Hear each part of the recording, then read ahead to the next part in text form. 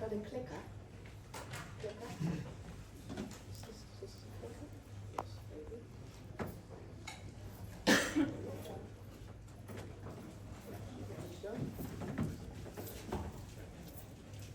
Okay, so my talk is called Bringing Wisdom to the World, Applied Philosophy as Existential Therapy. And what that really means is to look at some of the applied philosophy that is most useful to us for working with people in existential therapy, but more than that, is most useful to convey to ordinary people when they want to find out how to live better lives.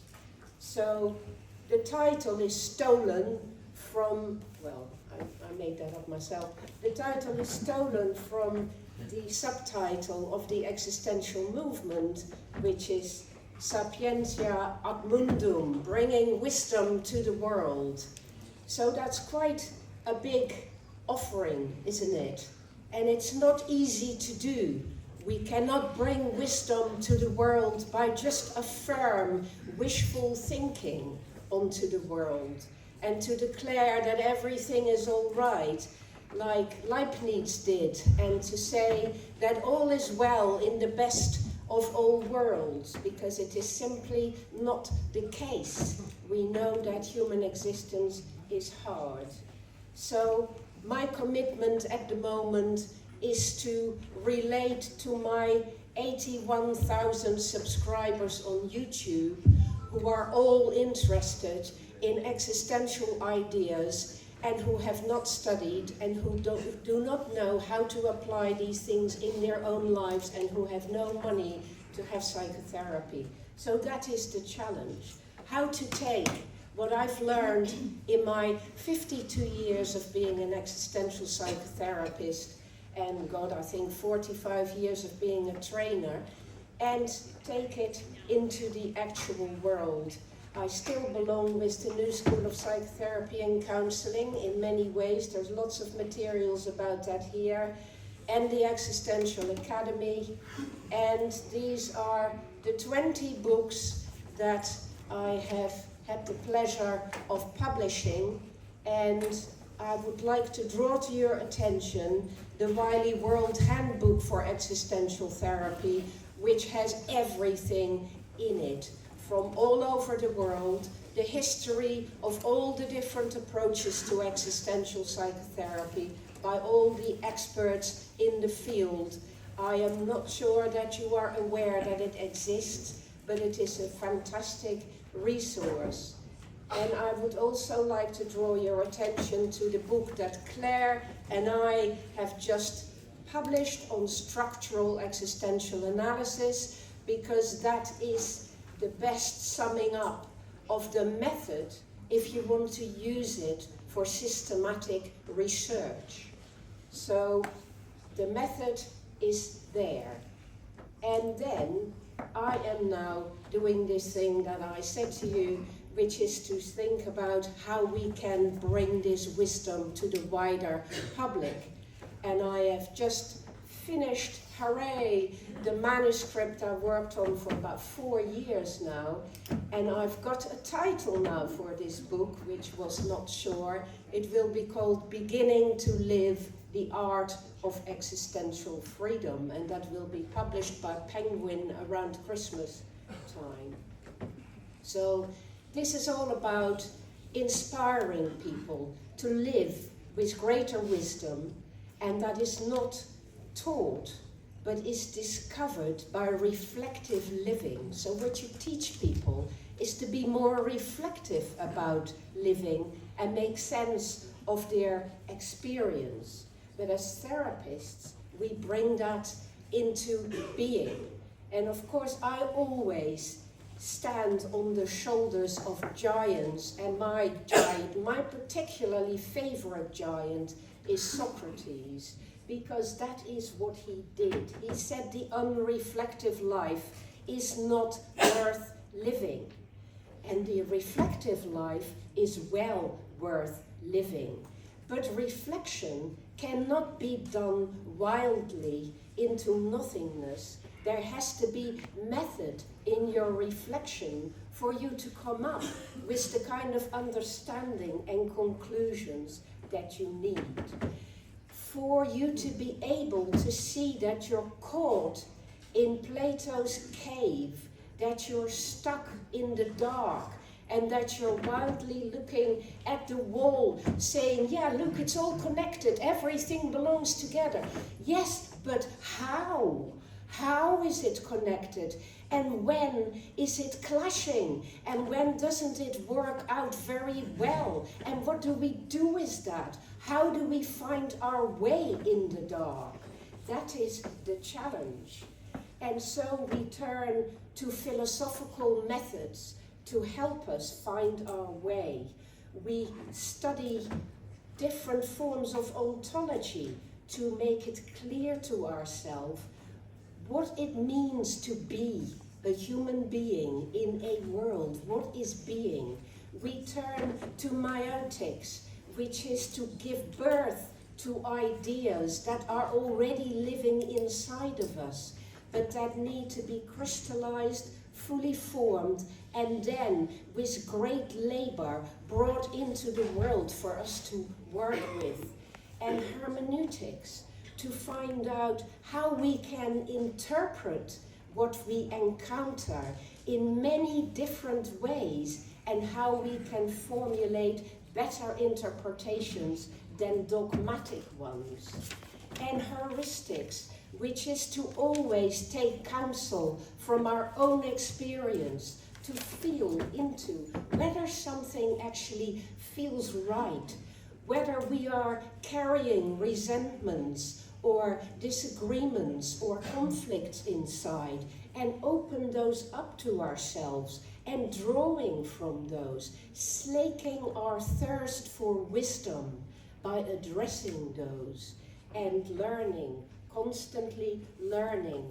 And then the other wonderful philosophical principle is dialectics, and I will come back to that in a moment. There is, of course, a wealth of philosophers to draw on, and I'm not even looking at them.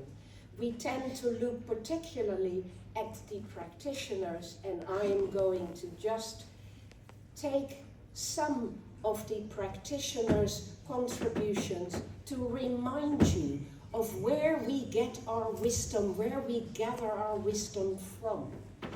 Jaspers is an incredibly rich source for us all. I have been rereading Jaspers because I was part of a philosophical conference at the University of Munich about Jaspers, and it was mind-blowing to me to go back into one of the philosophers that I truly esteem and to really learn again, in humility. And of course, Jaspers' idea of the limit situations is something that we all base our understanding of our therapeutic work on, whether we formulate it like that or not.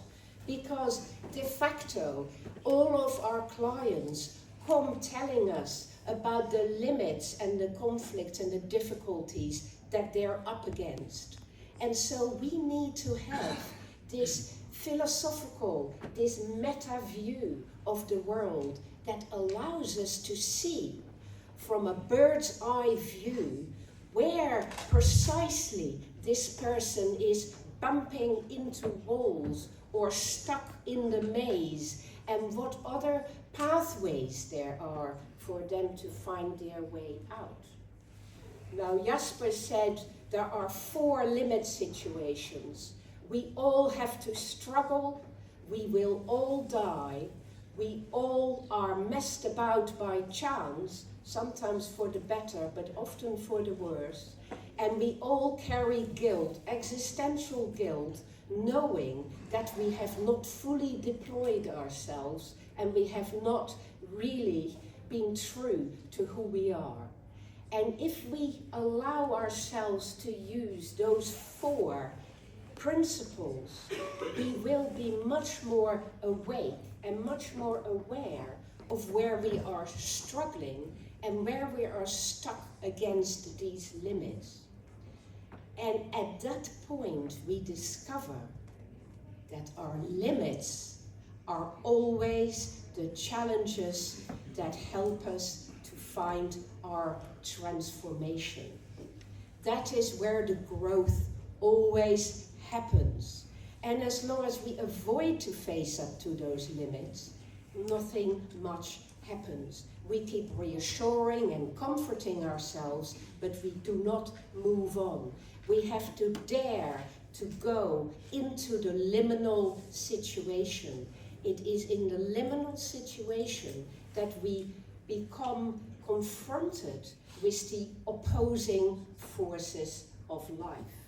So read your Jaspers and learn from his general psychopathology about how empathy is about participation in life with the other. It's not about being superior and understanding somebody's feelings or even just resonating with them. It is like bloody well trying to stand in their shoes and feel it for ourselves. Let ourselves be infected by their problems and therefore have to discover inside of ourselves the pain and also the possible solutions to these problems. Binswanger, of course, had his idea about the different modes of relating, which I have borrowed much from in my work. But I won't go into it because it takes a long time to explain about the anonymous mode, the plural mode, the singular mode, and the dual mode of living. It's a bit like Buber, but it is quadruple rather than dual. And I have a quadruple four worlds model, so it fits extremely well with my way of working. So I also think it's really important to remember that this whole field has come out of psychiatry, of humanity having to work with people who are so disturbed and so upset and so dysfunctional that they can no longer stay in the world. And it's all good and well for us to work with people who live ordinary lives, but there is still a huge population of people who feel they're out of order and they can't function. And we have to test our ways of working by those people. If we cannot connect with people who are in dire straits, then we haven't quite gotten it right yet. I won't bore you with all of these experiences I've been through, but of course I learned a great deal from R.D. Laing because I did come to the United Kingdom to work with Laing and his colleagues, and what he wrote in The Divided Self, I think to a great extent is true, which is about ontological insecurity. But ontological insecurity is not, as he says, applicable only to schizophrenics. Ontological insecurity is called ontological insecurity for a reason. It is because all human beings at root are ontologically insecure, because we're an open-ended being, a consciousness that has to make sense of this enormity and complexity that the world presents us with. And it is never easy, so we always feel a little insecure and a little confused and a little overwhelmed.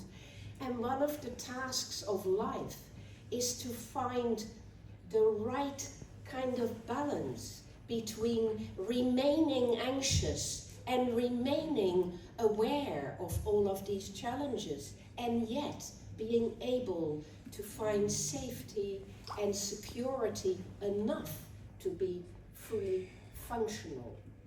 So that was a picture from the therapeutic community that I lived in for a year, where I was challenged to the core after 7 years of working in psychiatric hospitals, being thrown into a therapeutic community where I lived 24/7, meant having to translate all my ideas into practical ways of talking with people over breakfast and at 2 o'clock in the morning when they were suicidal. So, Lang's sayings that Claire and I have in our book, isn't it, because it's about research, is that psychotherapy must remain an obstinate attempt of two people to recover the wholeness of being human through the relationship between them, and that is what it is. Psychotherapy in this way is always a research which is not just relevant to your client, it's every bit as relevant to you. And with every conversation you have with your clients, you take something new about your own life from that dialogue. It is something that matters greatly, that is personal, that is relevant, and that is applicable to everybody. So let's go through that. So the idea that we can have a breakthrough into awareness and understanding rather than just breaking down was very revolutionary. And I think it continues to be revolutionary. But how? How do we break through rather than breaking down? And how do we build things up with understanding and truth rather than wishful thinking? Zaz was along the same lines, and he was a great friend to me for many decades. And I still respect very much that he said that therapy should happen through dialogue. I think more than Ronnie Lang, who I think was a bit of an iconoclast and was a bit too in love with his own fame, Zaz always had his feet on the ground, and he was aware that dialogue had to be the core of what we do. And that mental illness is a mythical thing that we cannot cure people, but we can teach them or help them figure out how to live their lives in better ways. And of course, I learned a great deal from the American existential therapists, most especially Rollo May, who wrote his wonderful book, Existence, that Digby was referring to in his talk the other day. It is still a book that we should all go back to and read, because it is an absolute treasure trove of the early understandings of how this profession is done. And then, of course, well, Yalom, we all know Yalom, and we all know that his books are good to read.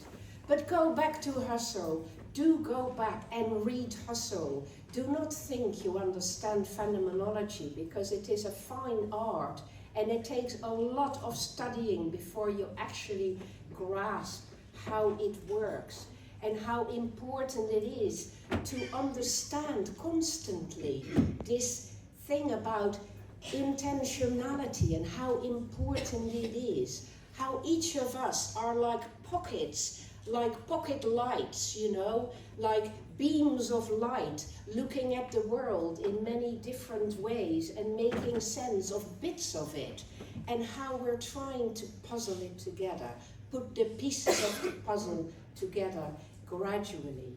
But there's always this space between our perceptions of things, our experience of it, and what is there in the world.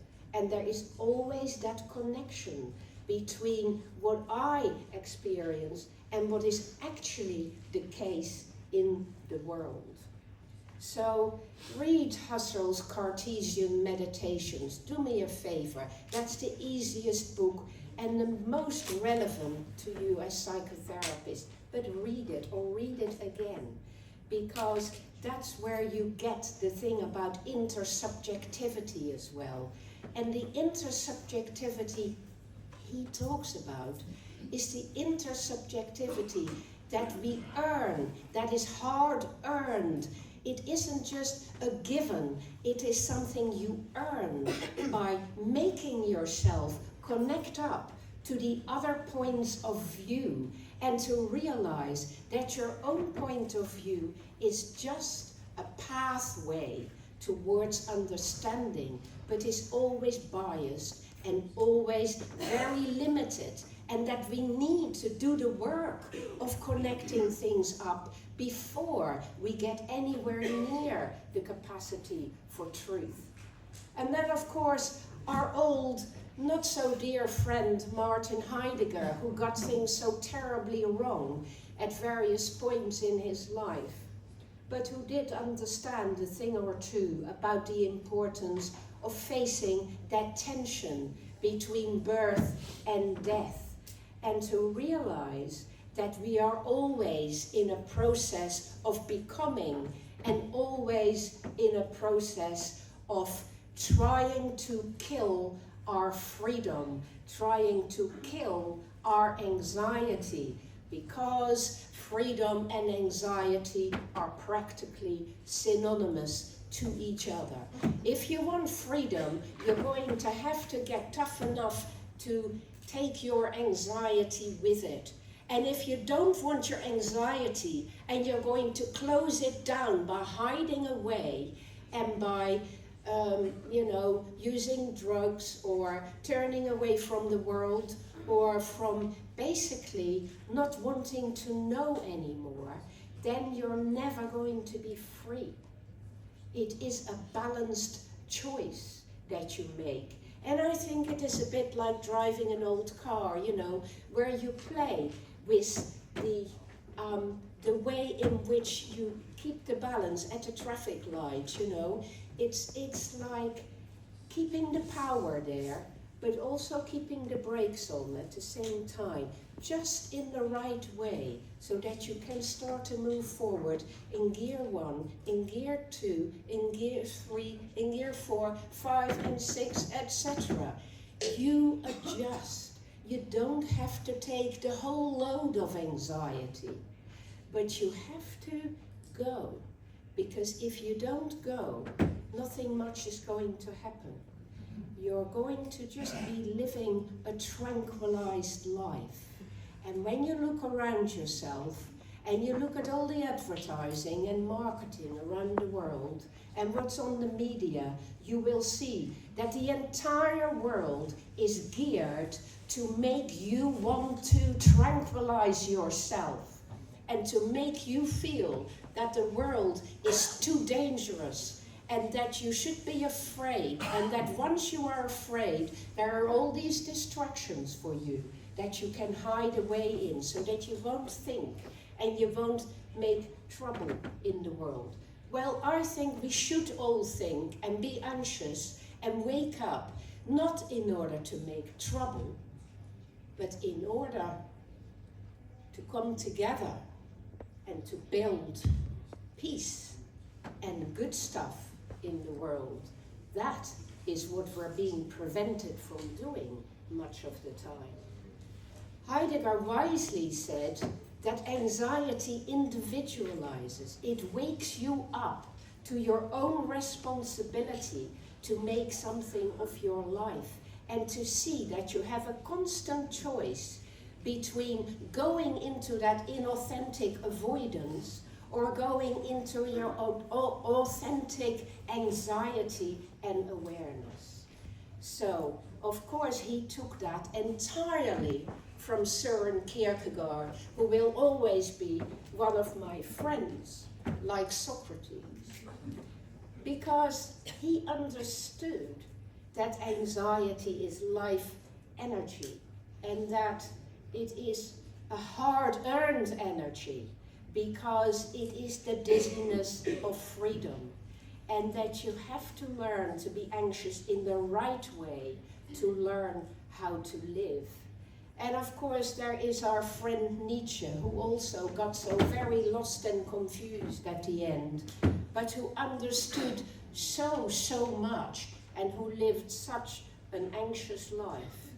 And what he said about amor fati, the love of your fate, which is to learn to love your life exactly as it is and as you make it, day after day, and then thinking about the eternal recurrence, that you live it in such a way that if you had to live this moment, this day, again and again and again for eternity, you could have peace with it and you could love it. It's not about building what is right for 20 years from now. It is about learning to appreciate the life you've got and live it in that kind of philosophical, open-minded, open-hearted way. And of course, Ricoeur gave us the wonderful texts on dialogue, which showed the importance of finding truth through dialogue, because we cannot find it just by thinking in isolation. We find truth by living in the world and by speaking with one another about our experiences and comparing notes. And it is hard work, because with the other we come into conflict, and in our dialogue with the other we have to go into the archaeology and into the geography and the teleology. We have to explore in space and in time, and it is very complex. And the aims of existential dialogue are multiple, but they are ultimately always about enabling people to, for themselves, learn to seek truth in their lives, to help them to live more passionately and compassionately, and to find their inner authority, and to create greater understanding of their human condition, to find their purpose and direction, their intentionality, to live with the paradox, with the dialectic, with freedom and responsibility, life and death, find talents, strengths, their vulnerability, and have strength in their vulnerability. A great life project for myself all my life. And to live with past, present, future, and temporality. And in this process, this wonderful process of therapeutic dialogue in an existential way, we learn about different levels of engagement and attention.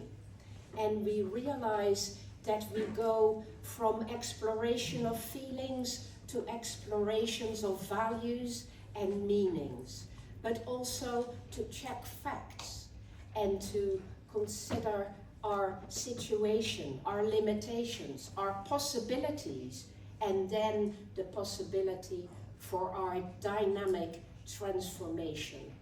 I have only a minute and a half left, so I can't go into my teacher's material, Phenomenology, Michel Henry, more and more well known now, but he was the director of my research in Montpellier in the 70s, and it's a great pleasure to have seen him translated into English at last, and to talk about the ethics of ambiguity, to talk about Jean-Paul Sartre's contributions, and to speak about our task as existential therapists, as guardians of the art of living, which is what we transfer to our clients so that they can do it for themselves. And so it is about holding that space open where truth suddenly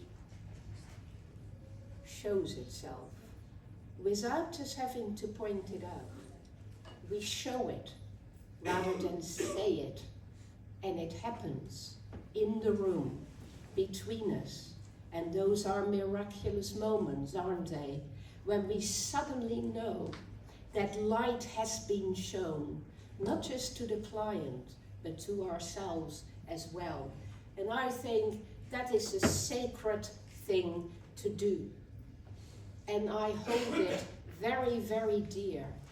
But I think we cannot hug it to ourselves. It is something that belongs to the whole of humanity. And so I do think we have a greater task than to do it just in our consulting rooms. And to, remember that we need to make these connections. The connections will not happen without us making them happen. That is what we have to remember. The universe is connected, all by itself. But human beings are on this earth living often in chaos. And we have to find ways to turn that chaos into harmony through our understanding, through our dialogue, through our collaboration, and through being together. I was going to tell you all about structural existential analysis, but of course you'll have to read the book instead. There are some leaflets here on the stage for that book if you want to see it. And all of this stuff will be right here. So, remember to wake up your brain, to live with your body, with your ego, with yourself, with your spirit. All of those dimensions happen. It's not one or the other, it's all of them. And we can find ways of integrating them. Thank you very much for being here today.